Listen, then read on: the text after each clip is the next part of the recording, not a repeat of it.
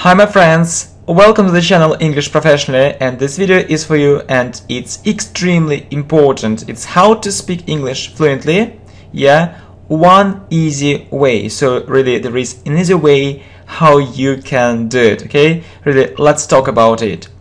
So, I'm absolutely delighted to talk to you.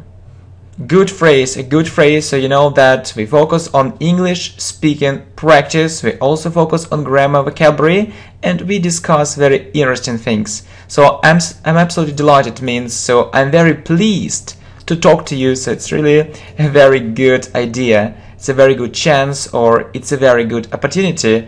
I am absolutely delighted to talk to you. Yeah, nice phrase. So welcome. I'm really glad to help you. I've been teaching English since I was 17, so it means that I started teaching English when I was 17, and I'm really proud of my students' achievements or of my students' results. Of my students' results. So the results are great, so and it's a reason to be proud of. Okay, so what are we going to talk about? So really, tell me how to become fluent in English really fast. What should I do? So what is this easy way? So really there is a lot actually said about it, and we need actually to find out all the truth. Good. Okay, so I have a question for you. Have you read or heard about it? Have you read or heard something about, how to become fluent in English, how to speak English fluently? So what do you know about it? Sure. A lot is said about it. So a lot is said means people often say about it something, say something about it, they talk about it a lot. And I mostly hear some tips or advice from native speakers of English and from non-native speakers of English too. So you know it's the opposite thing. So native speakers and non-native speakers of English too. So I tried to follow them. It means that I tried to follow these tips, but I do feel means I really feel I need to improve my method. So I need maybe to test something different. So I need to try maybe one more method, interesting and effective method. So what can you say about it? What can you say about it really? So how can I do it? What should I do? Well, so the fact is, good phrase, that it's very easy to advise something, or it's very easy to recommend something for native speakers, but there are some unanswered questions. It means that, we often hear different, recommendations, we hear some advice, but actually it isn't so clear. And so there are some important aspects I'd like to draw your attention to. I'd like to draw your attention to them. So what do you mean? So the problem is that when you hear different recommendations from native speakers, you need to understand that they were born in an English-speaking country, and they learned English another way, not like you. So they learned English another way. And most importantly, and the most important thing, that they don't have experience of learning English. They don't have experience of learning English, like non-native speakers actually do. It's a very important thing. So when you hear, different recommendations, please keep in mind this fact. So is it really suitable for you? It's a very important point. Is it important? Extremely important. So extremely important means it's very, very important, okay? Just imagine this situation. Really, let's imagine this situation. There are two people who know English perfectly. So, they both have an advanced level in English, so a strong advanced level, so it's called proficiency. The first person has lived in England or America all his life, so he is a native speaker, while the second person has learned English as a second language or as a foreign language.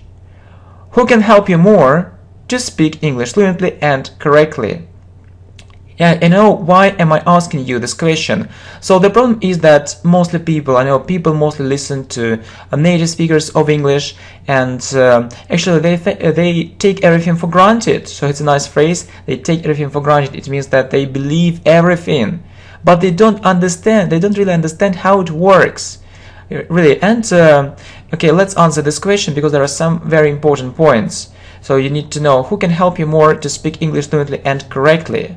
So I think a native speaker. So really, it's good. Why do you think so? Really good.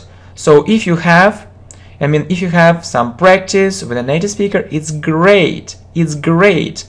But there are disadvantages of it. There are some minuses of it you need to know, and there are other more effective ways, I would say, what you can do and what you can do for free, and we'll be covering these points in this video lesson.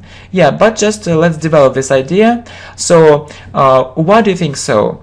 I can hear lots of natural speech full of useful expressions. So it's it's a very common reason. So people say, okay, so we need to actually to listen to natural English. We need to listen to natural phrases and expressions. Because, you know, if we look at non-native speakers of English, they often use unnatural phrases and unnatural expressions.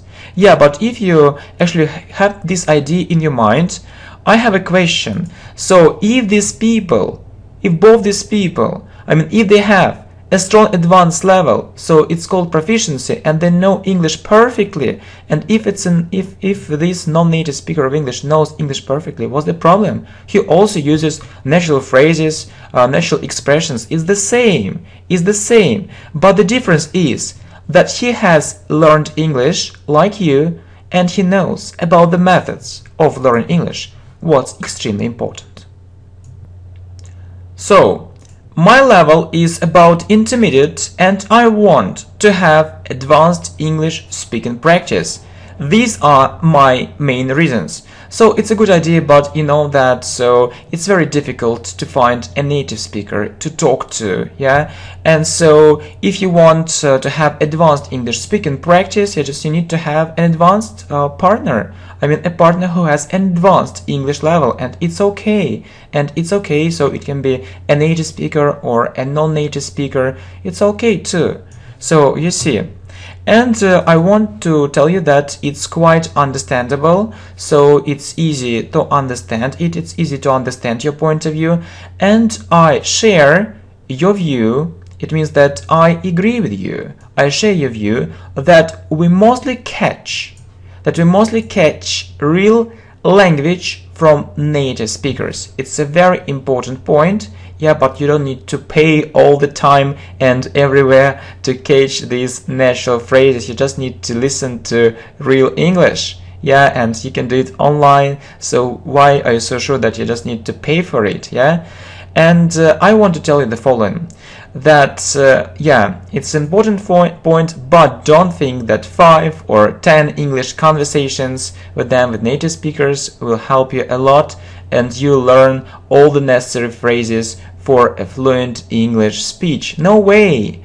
So really, no way. Do you know how many topics exist? So maybe you can, speak about sport. You can talk about sport, 1 lesson or 2 lessons, maybe then about weather and so on. But there are thousands and thousands of topics. It's thousands and thousands of lessons, and there are more and more difficult situations. It's a lot. So only these lessons won't help. It's too little. It's too little, and no. So what does it all mean? What does it all mean? Please correct me if I'm mistaken. Really, please correct me. So maybe my idea is wrong. Yeah, just I tried to express my idea, tried to express my point of view. So if you have a different idea, please let me know, or if you agree, please write about it in the comments too. Yeah, correct me if I'm mistaken, but from my own experience, I can tell you the following. So I have some experience, yes, I want to tell you the following thing. So I've come to the following conclusion. Yeah, I've come to the following conclusion. It means that I have these conclusions, so I have something to tell you.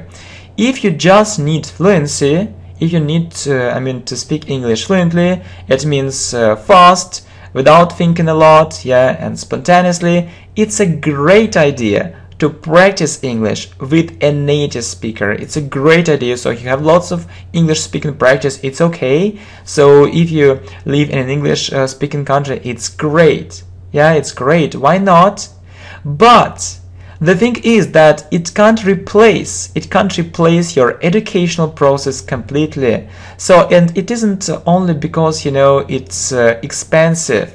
So there are some problems too, which actually you need to work on. So yeah, you can pay a lot of money for it, but I'm sure that you'll get actually a result which you really want. Are you so sure? So I'm not so sure, and I'll tell you why. So is that it can't replace your educational process completely. So, and as far as I understand, yeah, to become fluent in English, I need to have lots of practice with native speakers. So it's one way, yeah, we actually just talked about it. So really, to have so much English practice, if you really need to have lots of English speaking practice, you need to live in an English speaking country.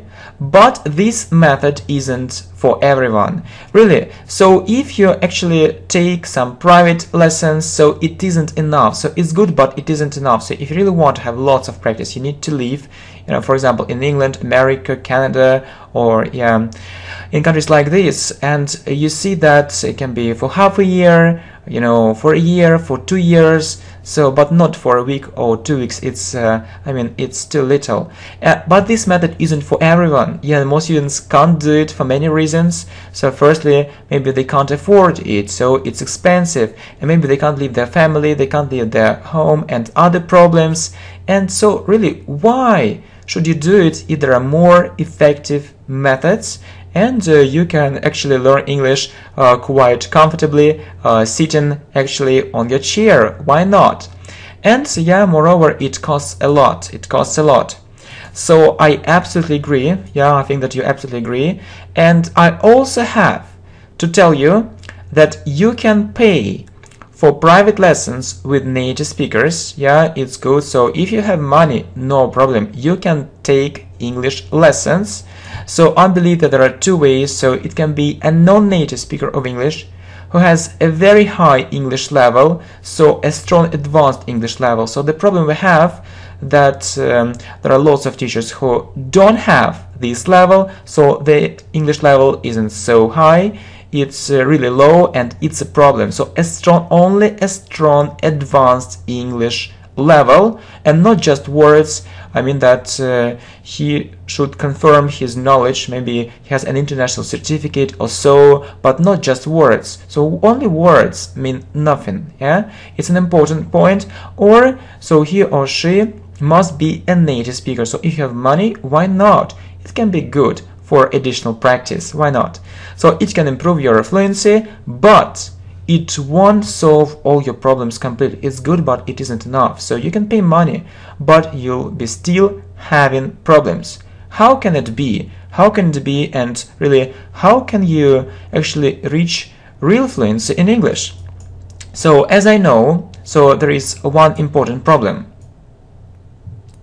Really, as I know, native speakers mostly have an interesting conversation, but they don't correct all your mistakes. It's a real problem. So you can have an interesting conversation, but are you sure that all your mistakes will be corrected? So naturally, I have the following question. So you can improve your fluency, but do we need our speech full of mistakes? Yeah. So, and I know that I can tell you from my experience that actually your big mistakes will be corrected, but not all the mistakes, and you won't know that, and you won't know, it means you will not know that your English is incorrect. So it's a terrible feeling. So I haven't thought about it. I know that students make lots of mistakes, but should they be left uncorrected? So I believe you need to understand that your English is correct, and if your English isn't correct, if your English is incorrect, you also need to know it. Why should you have your speech full of mistakes? Really, I can't understand it. And I believe the real aim of a teacher isn't just to spend time with the student having a lovely conversation and getting money for it. Yeah. So a student must understand what mistakes he makes. He or she should know all his mistakes so that he or she can improve. Really, no, it's just an illusion. You just imagine it. Okay, so you spend time with a native speaker, you talk about something, so okay, just it's it's a good practice for fluency, but you make mistakes. So actually, I can't say that all of them are corrected. Maybe 10% or so. And what is it? So is it a real, a phenomenal result? I doubt. How can it be if it's actually full of mistakes? I mean, if your speech is full of mistakes, no. Doesn't it happen? Really, based on my many real situations, it doesn't happen. It means that we actually observe this situation again and again. So you can learn some natural phrases from native speakers, but it isn't enough. It's too little to have a natural English speech and speak spontaneously in all possible situations. Simply enough, it's impossible. Really, sometimes you can actually, just buy this course and you'll speak English fluently. But this course maybe contains, 100 phrases, 200 phrases. It's too little. Actually, if you know these phrases, it isn't enough. It isn't enough. It's too little. So fluency in English isn't about it. It won't help you. It won't help you a lot. So what can we do in this situation? So don't fall into the trap of thinking that you can become really fluent in English this way. So don't fall into the trap of thinking. It means don't think. Don't think, don't think, and many people think about it, and it's a mistake, but don't think that you can become really fluent in English this way. It's a big lie. So it's a big lie, really. People lie, and I think that you know it. Not all people honest. So it's a big business. It's a big business. It's a big lie. It's a big business, and people sell their secret course or secret courses, investing lots of money in advertising. Yeah, and it's a real pity to see that a person or his progress isn't interesting for them. So do you think that really you are interesting for them, or your progress is interesting for them? Are you so sure? Maybe you just actually a tool in their hands, and they make money because of you. Really, what is interesting? Your money and your pocket. So, and usually how it happens, so people start describing some secret methods which can really help you, and only these methods work. And as for me, I believe that you should use a combination of different methods. I'm not telling you that my method is perfect, no. Just you can try different methods, you can compare them and see where you make real progress. Yeah. Okay, and they start describing some secret methods which can really help you become fluent, and only this thing can help. So there are two possible ways which are often advertised. So you need to pay for a secret course. So this course is really good. It's such a wonderful opportunity, such an amazing opportunity. Don't miss this course, only now, 50% discount or so. Well, so there is lots of useful stuff which is free online, and I just don't understand why people pay. Yeah, just I see lots of victims of advertising. Victims, I mean people who suffered from advertising, so because of advertising, victims. So, and you need to take lessons. So actually a lot is said about this, just you need to take lessons, pay money, and I often hear, so if you want to know English, you need only to pay. You only need to pay. No, my friends, no, you don't need to pay. You can learn English for free, and there are millions and millions of examples, and I hope there will be billions of examples soon. It's possible. You don't need to pay. It's an illusion. So yeah, let's actually do something about this lie. And what's your idea? So I believe it's expensive, yeah, and often ineffective. Yeah, it can be, yeah, it can take place, yeah, for additional practice, for extra practice, but most importantly, it's a slow way of improving your English if you use only these methods. So one English course, short English course won't help you a lot. So are you sure that your English will be correct? Absolutely correct? I doubt. So you shouldn't take everything for granted. You shouldn't take everything for granted. You shouldn't believe everyone and everywhere. So listen. You need to listen to non-native speakers of English too, who have come a long way to reach proficiency in English. I mean, who have reached a strong advanced level. It's a very important thing, because they really know how to learn and they have learned the language like you. Really, I see. Don't ignore their experience. They really know what structures and methods you need to use. Learning a foreign language isn't so easy. Personally, I just can't understand, and really it's difficult for me to understand how a person can teach English if he or she hasn't really learned it.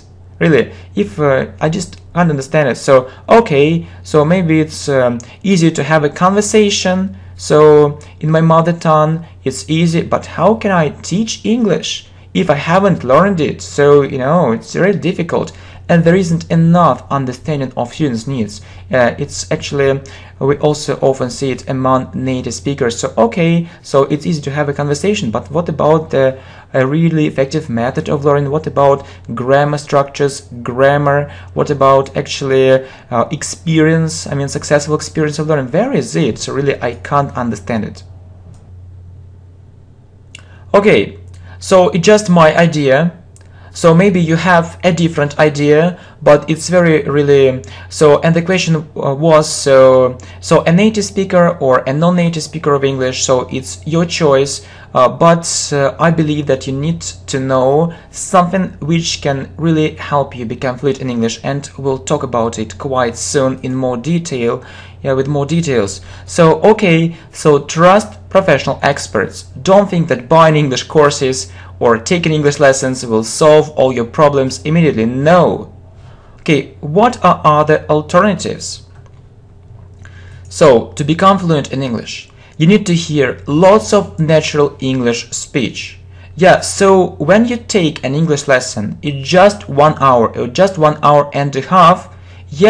But you can listen to it for free. Just turn on the radio or watch some programs and watch it with subtitles first. And really, it's an amazing practice. You need to hear lots of natural English speech.